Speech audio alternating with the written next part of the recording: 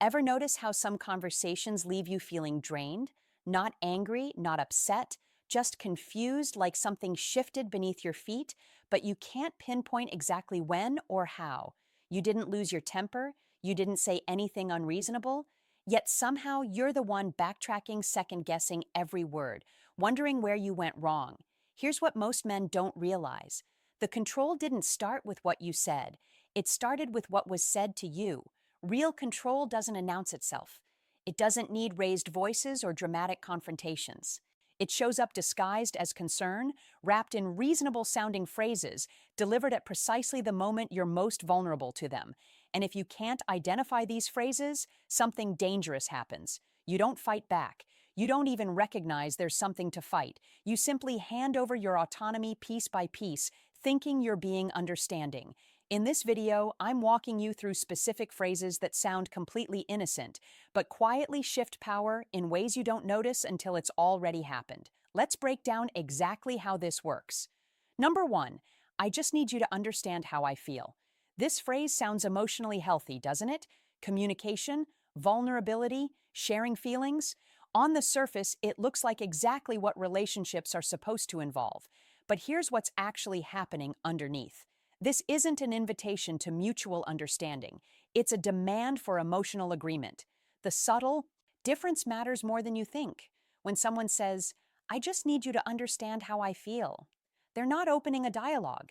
They're establishing that their emotional experience is the priority, the baseline, the thing that must be validated before anything else can proceed. Your perspective becomes secondary. Your feelings get shelved. Your concerns wait. Psychologically, this works because men are problem solvers. When presented with an emotional need, the instinct is to meet it, to provide, to fix. So you listen, you nod, you acknowledge, you validate, and you assume that once her feelings are understood, there'll be space for yours. Except that space never comes because the conversation ends the moment she feels heard. There's no reciprocal step where she says, now help me understand how you feel. The framework doesn't allow for it. Her emotions were the subject. Yours were never on the agenda. Over time, this creates an imbalance you can feel but can't quite articulate. You start leading with validation in every disagreement. You cushion your concerns with reassurance. You make sure she's comfortable before you're honest.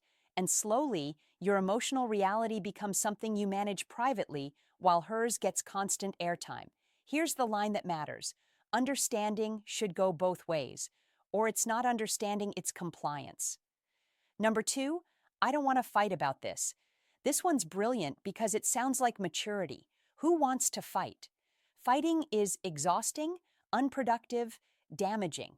So when she says, I don't want to fight about this, your immediate instinct is probably to agree. Neither do you. Conflict avoidance feels reasonable, but watch what happens next. The conversation doesn't continue in a calmer way. It stops completely. The topic gets shelved, not because it's resolved, but because raising it further would apparently constitute fighting. This phrase redefines any disagreement as aggression. It makes your attempt to discuss something into the problem itself, not the issue you wanted to address, the fact that you're still talking about it, so you back off. You tell yourself it's not worth the tension. You choose peace, except it's not actually peace, it's silence. And silence doesn't resolve anything. It just postpones the conversation indefinitely while the underlying issue compounds. Psychologically, this trains you to associate honesty with conflict and conflict with failure. You learn that bringing things up leads to discomfort, tension, or withdrawal. So you stop bringing things up. You tolerate more. You adjust your expectations. You convince yourself that some things just aren't worth addressing. But here's what that really means.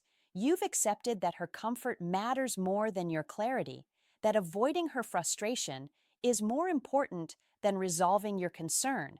And once that pattern sets in, control doesn't require effort anymore. It just requires you to keep choosing silence over truth. Read this carefully.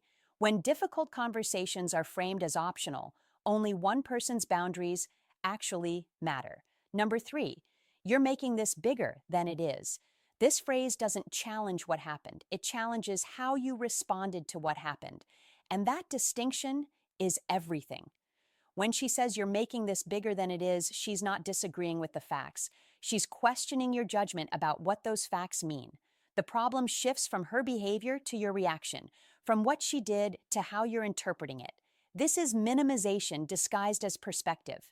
It sounds like she's offering balance, trying to keep things rational, helping you see that maybe you're overthinking. But what's actually happening is that your emotional response is being labeled as disproportionate before the actual issue gets addressed. Psychologically, this creates doubt at the worst possible moment, right when you're trying to express something that matters to you. Instead of defending your point, you start defending your right to have a point. You begin wondering if maybe you are overreacting, if maybe this really isn't a big deal, if maybe you should just let it go, and that hesitation is the goal. Because once you're questioning your own perception, you stop trusting your instincts. You second guess yourself before you speak. You edit your concerns down to only the ones that feel big enough to justify bringing up. And even then, you soften them, frame them carefully, apologize for even mentioning them. Over time, this doesn't just affect one conversation, it affects how you process everything. You start measuring your feelings against an invisible standard of what's reasonable to be bothered by, and that standard keeps moving, always just out of reach of whatever you're actually experiencing. Here's the truth. If your feelings are consistently labeled as excessive, the issue isn't your sensitivity. It's who's defining what's acceptable to feel. Number 4, I'm only saying this because I care. This phrase wraps criticism in concern. It presents judgment as love, and that combination makes it nearly impossible to reject without seeming ungrateful or defensive. When someone prefaces a comment with, I'm only saying this because I care, they're not just sharing an observation, they're framing any resistance you have as proof that you don't appreciate their concern. The setup is perfect. Either you accept the criticism or you reject the care. There's no option to question whether the criticism is actually valid or helpful. Psychologically, this exploits something deep in most men, the desire to be valued by someone whose opinion matters. When criticism comes from someone you care about, wrapped in language that suggests it's for your benefit, rejecting it feels like rejecting the relationship itself. So you listen, you consider it, you try to improve, even when the feedback is really just control disguised as coaching, even when it chips away at your confidence rather than building you up, even when it slowly reshapes you into someone more compliant, more hesitant, more dependent on her approval. Notice what never gets questioned, whether the criticism is actually accurate, whether it's being delivered with your best interests in mind, whether caring should include the freedom to disagree without consequences. The pattern looks like this.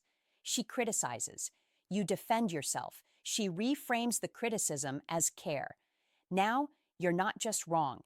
You're ungrateful for not accepting her help. So, you apologize for resisting and take the criticism to heart, even when your gut tells you something's off. Read this slowly. Care doesn't require you to shrink. If someone's love makes you smaller, it's not love, it's leverage. Number 5, after everything I've done for you. This phrase turns the relationship into a transaction. It takes shared history and reframes it as debt, and debt creates obligation. Obligation creates compliance. When she says, after everything I've done for you, she's not reminiscing. She's invoking a balance sheet you didn't know existed. Suddenly, her past actions aren't expressions of care. They're investments, and investments expect returns. Psychologically, this hits hard because most men don't track relationship contributions like credits and debits. You give because you want to. You assume she does the same. So when effort gets weaponized as evidence of what you owe, it catches you completely off guard. Your immediate response is probably guilt. Have you been taking her for granted? Have you not appreciated what she's done? Are you failing to reciprocate? These questions flood in, and while you're processing them, the original issue, whatever you were trying to discuss, disappears completely. Now the conversation is about her sacrifice and your inadequacy. Not because that's accurate, but because guilt is easier to trigger than genuine accountability. Here's how this pattern reinforces itself. You feel guilty. You compensate by doing more. Temporarily, things improve, but the ledger doesn't reset. The next time there's conflict, the same phrase returns now with even more evidence. And because you've been giving more, it feels even more legitimate. This creates a cycle where effort doesn't build equity, it builds expectation. You're not getting closer to balance. You're falling further into debt that can't actually be repaid because the terms keep changing. Read this carefully. Healthy relationships don't keep score. When someone tallies their contributions to prove your obligation, love has been replaced by leverage. Number 6, you always or you never. These absolutes always, never, constantly, every time are linguistic traps. They take a specific moment and explode it into your entire character. One instance becomes a pattern. One mistake becomes your identity. When she says, "You always do this," or "You never listen," she's not describing behavior. She's assigning blame to who you are as a person. And that shift is critical because you can change what you do, but defending who you are puts you in an impossible position. Psychologically, absolutes trigger defensiveness instantly because they're almost never true. You don't always do anything. You don't never listen. So your first instinct is to disprove the absolute. That's not true. Just last week, but notice what just happened. You're now defending your character instead of addressing the actual issue. The conversation derailed from whatever specific thing occurred to a referendum on whether you're fundamentally flawed. And in that battle, there's no winning. Even if you prove the absolute is wrong, you've spent your energy justifying yourself rather than being heard. This is how always and never function as control mechanisms. They make resolution impossible because the problem is no longer situational. It's essential to who you are. And if the problem is you, the only solution is changing yourself to meet standards that shift every time you think you've met them. Over time, these absolutes accumulate. Each one reinforces a narrative about your inadequacy. You internalize them. You start seeing yourself through that lens. And eventually, you don't even need her to say them anymore. You place yourself based on the character she's constructed. Here's what you need to understand. People who respect you address actions. People who control you attack character. When every disagreement becomes proof of your fundamental flaws, you're not in a relationship. You're in a judgment system designed to keep you insecure. Number 7, I'm just being honest. Honesty is a virtue, right? We're supposed to value truth-telling, directness, authenticity. So when someone says, "I'm just being honest," it feels like they're doing something admirable, even if what follows is harsh. But here's the reality. "I'm just being honest" is often a disclaimer that excuses cruelty. It reframes hurtful comments as necessary truth, making any objection to tone or delivery seem like you can't handle reality. When she says something cutting and follows it with, "I'm just being honest," she's not inviting discussion. She's shutting it down. Because now, if you express that her words hurt, you're not responding to legitimate pain, you're being oversensitive to facts. Psychologically, this exploits the cultural value placed on honesty while stripping away the equally important value of kindness.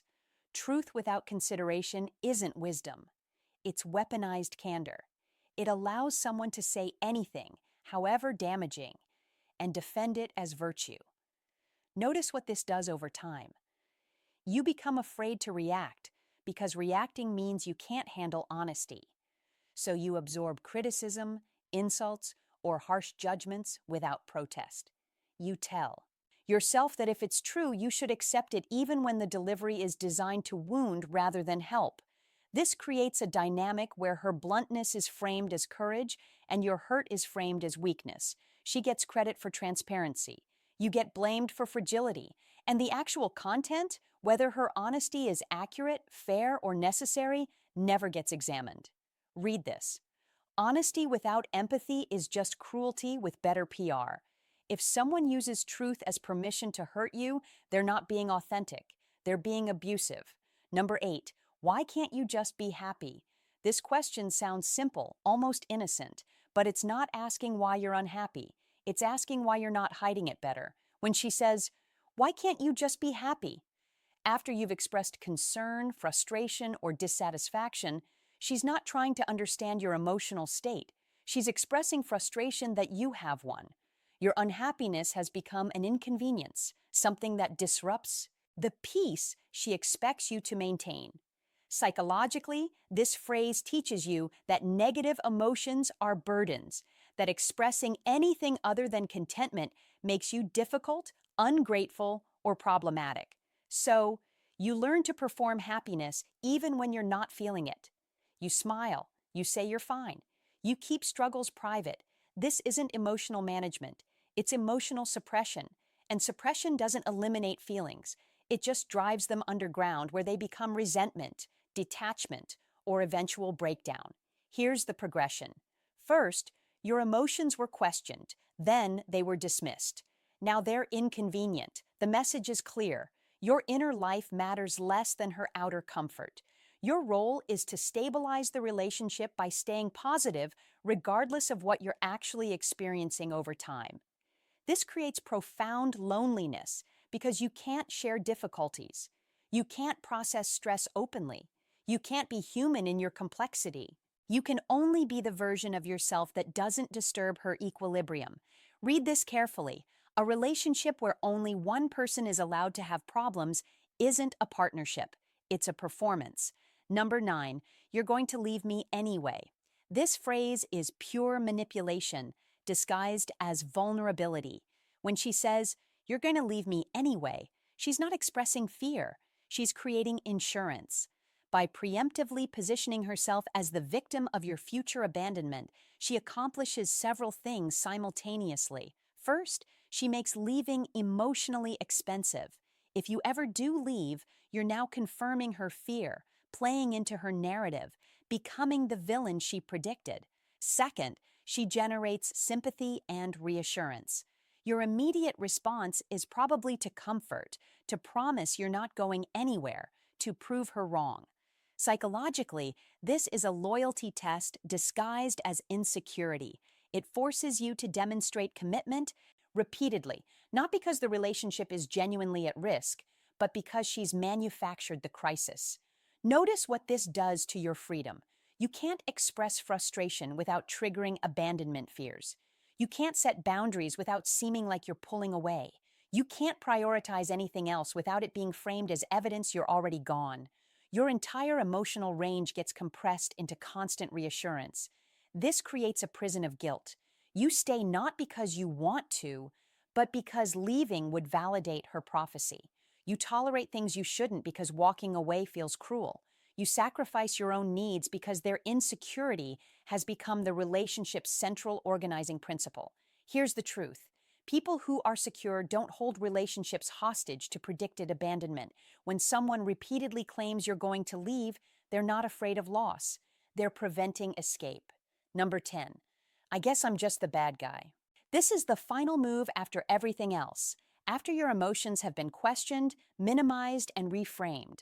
This phrase flips the entire script. When she says, "I guess I'm just the bad guy," she's not accepting responsibility. She's playing the victim of your accountability. She's taking your legitimate concern and turning it into persecution. And now you're not discussing the issue anymore. You're comforting her about the consequences of discussing the issue. Psychologically, this is brilliant because it exploits empathy. You don't want her to feel attacked. You don't want to be unfair. So when she frames herself as the villain in your story, your instinct is to backtrack, to soften, to reassure her, that's not what you meant. And just like that, the power dynamic inverts completely. You came to her with a problem. You're leaving comforting her about your problem. The issue never got addressed. The behavior never changed, but now she's the injured party, and you're the aggressor for having brought it up at all. This is how control becomes self-sustaining. You stop bringing things up because the cost is too high, not anger that you could handle, but the emotional labor of managing her feelings about your feelings. That's exhausting. So you choose silence. You internalize. You cope privately. Read this slowly. When expressing hurt makes you the perpetrator, you're not in a relationship. You're in a system designed to keep you quiet. If you look at all these phrases together, something becomes impossible to ignore. They're not random. They're not isolated. They form a system. Each phrase does something specific. One questions your emotions. Another minimizes your concerns. Another creates guilt. Another manufactures insecurity. But together, they create a comprehensive framework where your judgment, your boundaries, your emotional reality, all of it becomes negotiable while hers remains fixed. And here's what most men never realize. Being controlled doesn't mean you're weak. It means you cared. It means you tried. It means you gave someone the benefit of the doubt longer than you should have because you wanted the relationship to work. These phrases target exactly that quality, your willingness to be reasonable, patient, understanding. That's why they work so well. They exploit your strengths and reframe them as obligations. But awareness changes everything. The moment you can name what's happening, you stop personalizing it, you stop arguing with yourself, you stop mistaking manipulation for depth, and you start setting boundaries, not loudly, not emotionally, but clearly, calmly, from a place of self-respect that doesn't need permission. Because control only works where confusion lives. Once you trust yourself again, the whole system loses power. These phrases become transparent, and the relationship either recalibrates into something mutual or it reveals itself for what it always was. If this video clarified something you felt but couldn't explain, subscribe. This channel is about understanding relationship psychology without the noise. Hit like if any of these phrases sounded uncomfortably familiar, and share this with someone who needs clarity right now. Drop a comment telling me which phrase you've encountered most.